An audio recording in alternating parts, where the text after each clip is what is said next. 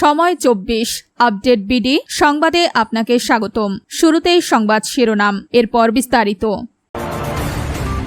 শুরুতেই জানিয়ে দিব 24 ঘন্টার আলোচনায় অমিত শাহ, রাহুলের সাফ কথা, স্বরাষ্ট্রমন্ত্রীর লেকচার শুনতে আগ্রহী নই।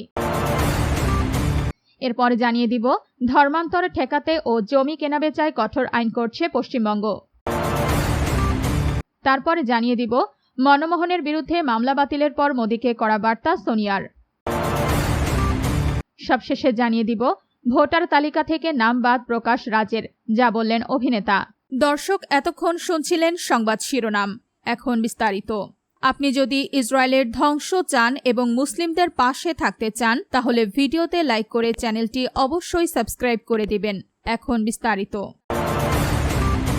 24 ঘন্টার আলোচনায় অমিত শাহ, রাহুলের সাফ কথা, স্বরাষ্ট্রমন্ত্রীর লেকচার শুনতে আগ্রহী নই। সংসদের বাদল অধিবেশনে একের পর এক ইস্যুতে সরকার ও বিরোধীদের মধ্যে সংঘাত তীব্র হচ্ছে। এনইইটি পড়ুয়াদের আন্দোলনে পুলিশি দমনপীড়ন এবং রাম মন্দির ট্রাস্টের অনুদানের টাকা চুরির অভিযোগ নিয়ে সংসদে আলোচনার দাবিতে অনড় বিরোধীরা। এই পরিস্থিতিতে সংসদের অচলাবস্থা কাটাতে বিরোধীদের সামনে নজিরবিহীন প্রস্তাব দিলেন কেন্দ্রীয় স্বরাষ্ট্রমন্ত্রী অমিত শাহ। তিনি জানিয়ে দিলেন, বিরোধীরা চাইলে বুধবার দুপুর 3টা থেকে বৃহস্পতিবার দুপুর 3টা পর্যন্ত টানা 24 ঘন্টা সংসদে থেকে তাদের সব প্রশ্নের উত্তর দিতে প্রস্তুত তিনি।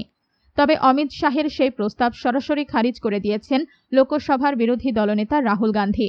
বুধবার 12 আগস্ট সংসদে অমিত শাহ বলেন, বিরোধীরা লিখিতভাবে আবেদন জানালে তিনি 24 ঘন্টা ধরে আলোচনায় অংশ নিতে প্রস্তুত। তার বক্তব্য, সরকারের লুকানোর কিছু নেই, যে কোনো বিষয়ে আলোচনা হতে পারে এবং বিরোধীরা যে প্রশ্ন তুলবেন তার উত্তর দিতেও সরকার প্রস্তুত। ধর্মান্তর ঠেকাতে ও জমি কেনাবেচায় কঠোর আইন করছে পশ্চিমবঙ্গ।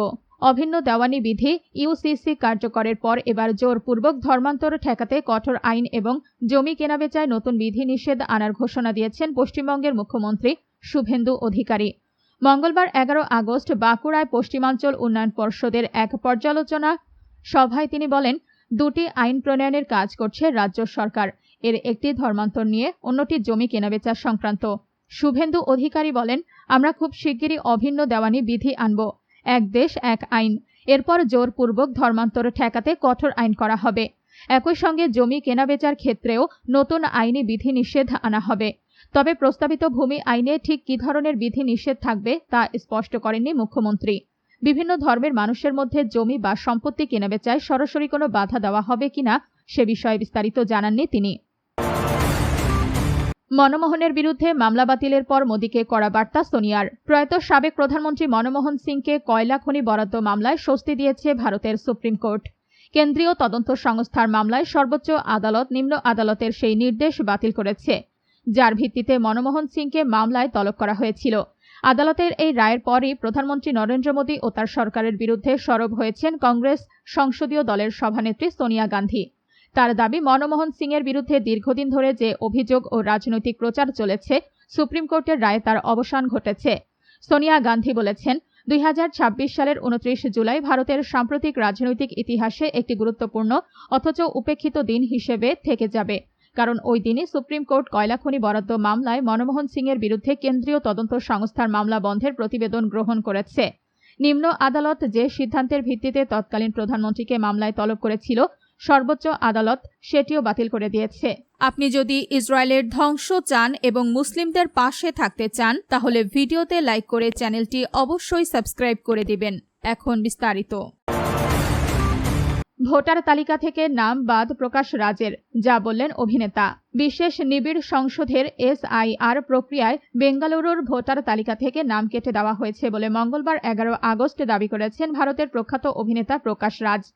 নিজের এক্সে সাবেক টুইটার পোস্ট করা এক ভিডিও বার্তায় তিনি অভিযোগ করেন, এই প্রক্রিয়ায় ভোটাধিকার হারানো বেঙ্গালুরুর প্রায় 65 লাখ ভোটারের মধ্যে তিনিও একজন।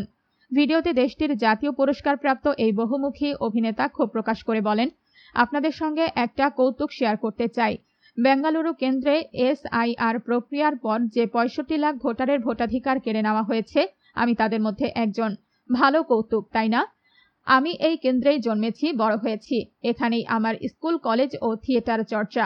আর আপনাদের অবগতির জন্য জানিয়ে রাখি, আমি এই কেন্দ্রের একজন লোকসভার প্রার্থীও ছিলাম।